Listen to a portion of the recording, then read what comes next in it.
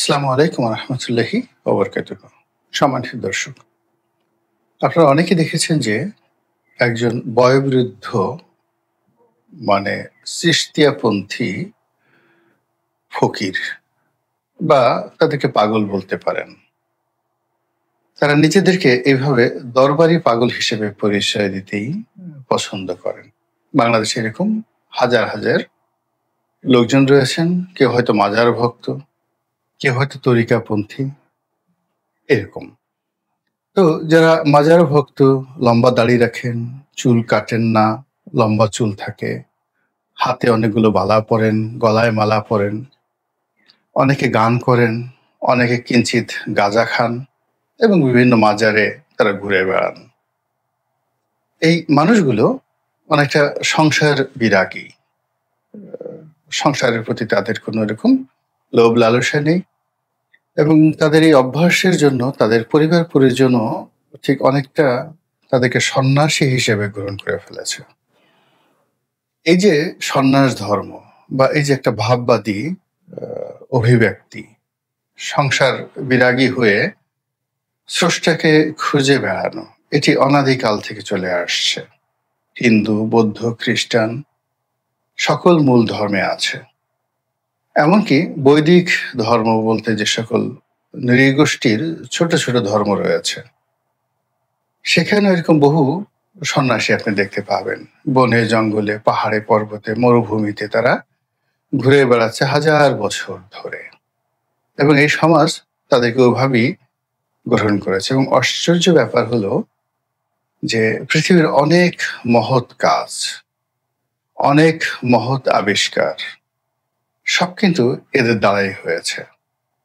আজ আমরা ইবনে সিনাকে নিয়ে গর্ব করি, জাবির আল হায়ানকে নিয়ে গর্ব করি, আজ আমরা সোলোনকে নিয়ে গর্ব করি। সোলোনকে জানেন? পৃথিবীর প্রথম যিনি সংবিধান রচনা করেছিলেন, সোলোন। আর্কিমিডিসকে নিয়ে গর্ব করি, ইউক্লিপিডিসকে নিয়ে গর্ব করি, পিথাগোরাসকে নিয়ে গর্ব করি। এই যে গর্বের মানুষগুলো, এমনকি সক্রেটিস, তারপর ইতিহাসের জনক হেরোডোটাস, তারপরে পেরিক্লিস, যত গ্রিক দার্শনিক রয়েছেন মোরালের সবাই কিন্তু এরকম ভাবের পাগল ছিলেন।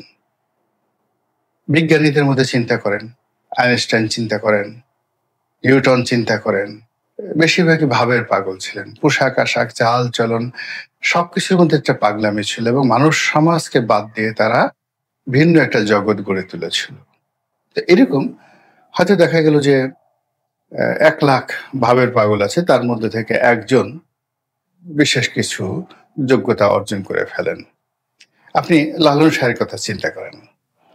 এখন একজন লালন শাহ বা একজন শাহ আব্দুল করিম কিংবা একজন টিপু মুন্সি, আপনার টিপু মুন্সি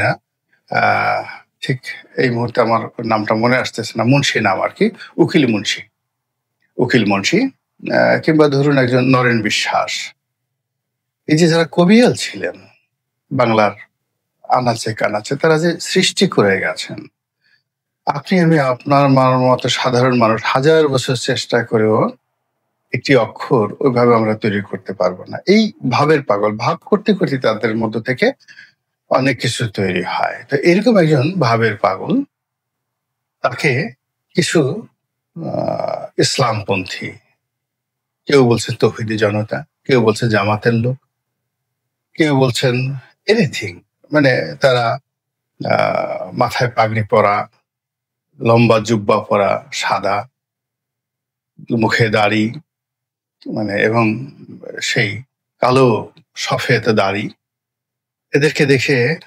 আফগানিস্তানের তালেবানদের মতো মনে হয় যে আগামীতে তারা একটা রাষ্ট্র প্রতিষ্ঠার জন্য সংগ্রাম করে যাচ্ছে। তারা এই বৃদ্ধকে ধরে তার মাথা কামিয়ে দিয়েছে।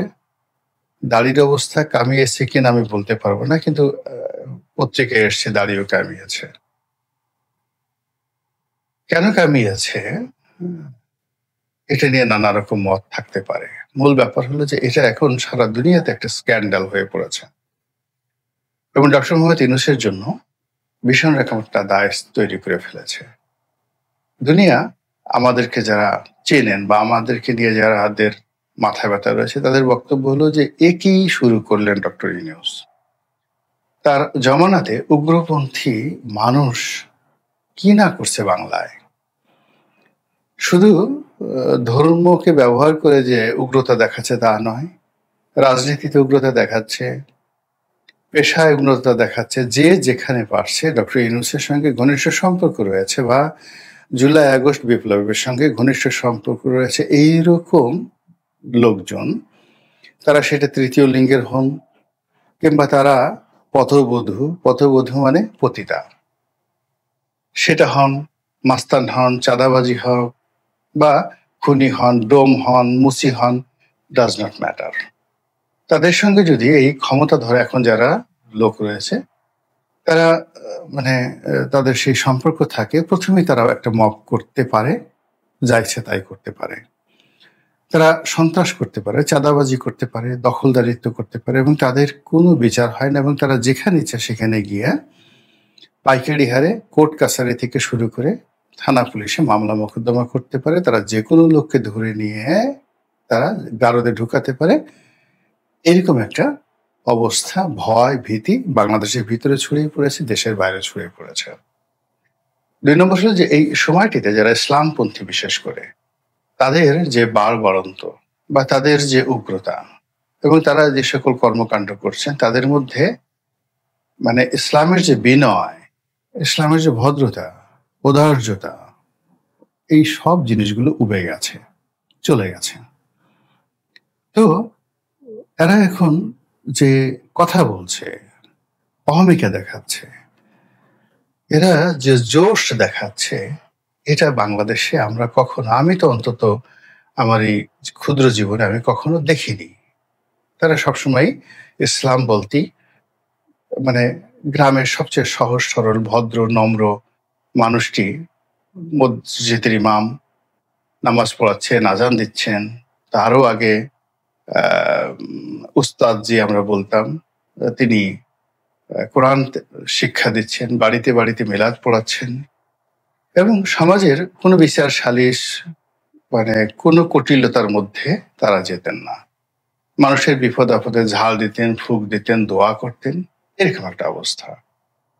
আবার একই সঙ্গে আমরা কিন্তু এই যে এই ধরনের ফকির যারা গাঁজা খায়, ভাং খায়, গ্রাম থেকে একটু দূরে বসবাস করে, বড় বড় দাড়ি মোছ রাখে, হিন্দু ধর্মীয় আছে, তারা আমরা তাদেরকে সাধু বাবা বলতাম বা সন্ন্যাসী বলতাম। মুসলমানদের মধ্যে যারা আছে তাদেরকে আমরা কিছুই বলতাম না, এভাবে বৈরাগী ঘুরে ঘুরে বেড়াতেন, তাদেরকে আমরা বৈরাগী বলতাম। কিন্তু এখন যেটা হলো যে বৈরাগীর জায়গায় আছে, কিন্তু মাজার কেন্দ্রিক কিছু ২ নম্বরী ব্যবসা গড়ে উঠেছে, এতে কোনো সন্দেহ নেই। তার সঙ্গে সঙ্গে ওই যে ইসলামপন্থী যে সাধারণ নিরহ মানুষ ছিল তাদের মধ্যে এখন কেউ খেলাফত প্রতিষ্ঠা করতে চায়, কেউ এমিরাত প্রতিষ্ঠা করতে চায়, কেউ যাকে বলা হয় খোলাফায়ে রাশিদিনের মতো বাংলাদেশে একটা শাসন ব্যবস্থা গ্রহণ করতে চায় বা প্রতিষ্ঠা করতে চায়, কেউ ইখওয়ানে মুসলিম, কেউ মুসলিম ব্রাদারহুড, কেউ তুরস্কের একে পার্টির মতো একটা বিপ্লব ঘটাতে চায়, কেউ পাকিস্তান নামক রাষ্ট্রের সঙ্গে একতাবদ্ধ হতে চায়, আবার পাকিস্তানি জমানায় ফিরে যেতে চায়, পাকিস্তানকে তারা দুনিয়ার সেরা রাষ্ট্র মনে করে। এই যে ধর্মপন্থীদের যে উগ্রতা, এই গত ১ বছরে, আগে ছিল লুকায়িত সুপ্ত, কিন্তু গত ১ বছরে যেভাবে বেড়েছে তাতে করে দুনিয়ার যত পত্রপত্রিকা রয়েছে, মিডিয়া রয়েছে, সামাজিক মাধ্যম রয়েছে, সেখানে দিদারসে বাংলাদেশের এই উগ্রতা নিয়ে ভীষণ রকম নেতিবাচক খবর ছাপা হচ্ছে এবং তার ফলে বিশ্বে আমাদের যে সম্ভাবনার দরজাগুলো আছে সেই দরজাগুলো ধীরে ধীরে বন্ধ হয়ে যাচ্ছে। অনেক দেশ আমাদেরকে গ্রহণ করতে চাচ্ছে না শিক্ষার্থী হিসাবে, বিদ্যার্থী হিসাবে, বুদ্ধিজীবী হিসেবে, টুরিস্ট হিসেবে মানে পর্যটক হিসেবে কেউ আমাদেরকে অনেকেই গ্রহণ করতে চাচ্ছে না। পৃথিবীর অনেকগুলো দেশের দরজা আমাদের জন্য ইতিমধ্যে বন্ধ হয়ে গেছে এবং বিশ্বের অনেক নামকরা যে ঋণ দানকারী প্রতিষ্ঠানগুলো তারাও আমাদের জন্য তাদের দরজা বন্ধ করে দিয়েছে এবং কি যে মারাত্মক অর্থনৈতিক চাপের মধ্যে আছি আমরা কেবলমাত্র ব্যাংক সংশ্লিষ্ট, অর্থ সংশ্লিষ্ট, ব্যবসা-বাণিজ্য সংশ্লিষ্ট যারা লোকজন তারা ভালো বুঝতে পারেন। তো যেটা বলছিলাম, এই যে সাধু বাবা তার এই বিষয়টি নিয়ে বিবিসি থেকে শুরু করে 'প্রথম আলো' ঢালাও রিপোর্ট করেছে এবং যেভাবে তিনি আল্লাহর কাছে বিচার দিয়েছেন, যেভাবে তার অসহায়ত্ব প্রকাশ করেছেন, এটি প্রতিটি মানুষের হৃদয় ছুঁয়ে গেছে। এই কাজগুলো কেন হচ্ছে? এটা তো বাংলাদেশে কখনো হয়নি। আমরা কয়েকদিন আগে দেখেছি, এই সরকার আসার আগে একটি সংগঠন রয়েছে যারা ভবঘুরে এবং মানসিক ভারসাম্যহীন কিছু মানুষকে এইভাবে তারা ভালো পোশাক দেয়, তাদেরকে গোসল করায় এবং তাদেরকে দাড়ি চুল কামিয়ে দেয়। এর কারণ হলো ওটা একেবারে অ্যাবসলিউটলি মানসিক ভারসাম্যহীন পাগল প্রকৃতির মানুষ। তো সেই কাজগুলো কিন্তু আমাদের সমাজে নিন্দিত হয়নি, কখনো পত্রিকায় আসেনি। বরং আমরা সেই বিষয়গুলোকে যাকে বলা হয় প্রশংসা করেছি। আমি কয়েকটা ভিডিও দেখেছি, দেখার মতো। সেটা ওই একজন ভবঘুরে পাগল একেবারে বদ্ধ উন্মাদকে ধরা হলো, তাকে জামাকাপড় পরানো হলো, গোসল করা হলো, সব মিলিয়ে করা হলো। এরপর তাকে ছেড়ে দেওয়া হলো কিছু টাকা-টুকা দিয়ে। এই জিনিসগুলো আমরা দেখেছি। কিন্তু এই যে মাজার ভাঙ্গা, তারপরে পীরবাদকে ঘৃণা করা, বিশেষ করে নুরা পাগলাকে যেভাবে কবর থেকে উঠিয়ে পুড়িয়ে দেওয়া হলো, তারপর আবার এই মুরব্বির ঘটনা, যদিও মুরব্বির ঘটনা ৪-৫ মাস আগে ঘটেছে, কিন্তু এখন এটা সামনে চলে এসেছে। এটা আমাদেরকে দারুণভাবে লজ্জিত করেছে বিশ্বের মধ্যে, বাংলাদেশের মধ্যে একটা বিভক্তি তৈরি করেছে এবং এই যে বাংলাদেশের যে সুফিবাদ, ভাববাদ, তারপরে সে বিভিন্ন তরিকাপন্থী। এখন যে ভদ্রলোক যাকে এই দাড়ি চুল কামিয়ে দেওয়া হয়েছে, তিনি নিজেকে দাবি করছেন যে তিনি চিশতিয়া-পন্থী, খাজা মঈনুদ্দিন চিশতি রহমাতুল্লাহ আলাইহির পন্থী। আপনারা যারা দিল্লির মেহরুলিতে খাজা নিজামুদ্দিন আউলিয়ার মাজারে গিয়েছেন, নিজামুদ্দিন আউলিয়ার মাজারের পাশেই কিন্তু তাবলিগের মার্কাজ, দিল্লি মার্কাজ। তো দিল্লি মার্কাজ এবং নিজামুদ্দিন আউলিয়া। তো তাবলিগের যারা লোকজন, সেখানে লক্ষ লক্ষ মানুষ আসছে যাচ্ছে, আবার তার পাশ দিয়ে নিজামুদ্দিন আউলিয়ার মাজারে যাচ্ছেন হিন্দু, মুসলিম, বৌদ্ধ, খ্রিস্টান, রাজা, বাদশাহ, উকিল, মুক্তার, নরেন্দ্র মোদী থেকে শুরু করে সবাই। কই কোনো তো সমস্যা হচ্ছে না। ওখানে বসে গাঁজা খাচ্ছে, ওখানে বসে মসজিদে গিয়ে ইবাদত করছে, ওখানে গান গাচ্ছে এক গ্রুপ, ওখানে গরুর মাংস খাচ্ছে, কোনো সমস্যা নেই। একই দৃশ্য খাজা মঈনুদ্দিন চিশতি রহমাতুল্লাহ আলাইহির মাজারে, কোনো সমস্যা হচ্ছে না। ওখানে এরকম চিশতিয়াপন্থী, তরিকাপন্থী যারা লোকজন আছে, তার সঙ্গে সঙ্গে আবার আহলে সুন্নাত ওয়াল জামাতের সবচেয়ে বড় আলেম যারা আছেন, তারা তো ভারতের মাটিতে শায়িত। সেই সৈয়দ আহমেদ ব্রেভলি থেকে শুরু করে আরো অনেকে। তারপর যদি আপনি ধরেন যে এই যে ওহাবিপন্থী মানে জামাত, এই জামাতিপন্থী তাদের যে বড় মানে শিক্ষালয়, সেই শিক্ষালয় সেটা তো ভারতের মধ্যে দেওবন্দ। তো সেই দেওবন্দ এখন অবশ্য আলাদা হয়ে গেছে, তাবলিগের সাথে হেফাজতের সাথে দেওবন্দের বেশি সম্পর্ক। কিন্তু এই দেওবন্দটা শুরু হয়েছিল কিন্তু এই ওহাবি ইজমের উপর ভিত্তি করে।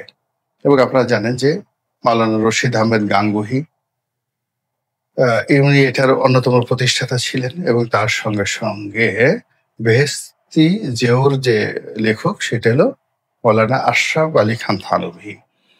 তো মৌলানা আশরাফ আলী খান থানভী, মাওলানা আবুল আলা মওদুদী মানে যিনি জামাতের প্রতিষ্ঠাতা তিনি, এবং রশিদ আহমেদ গাঙ্গুহি, ওনারা সবাই খুব ঘনিষ্ঠ বন্ধু ছিলেন এবং একই মতাদর্শী লোক ছিলেন।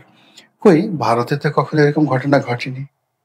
সেখানেও তো যাকে বলা হয়, আপনি দিল্লি জামে মসজিদে গিয়ে দেখেন, আপনি ভারত, আপনারা বাইরে থেকে এখান থেকে যতই বলি না কেন, ওখানকার একজন মুসলিমকে আপনি পাবেন না যাকে বাংলাদেশের নাগরিকত্ব দিয়ে আপনি বাংলাদেশে আনতে পারবেন।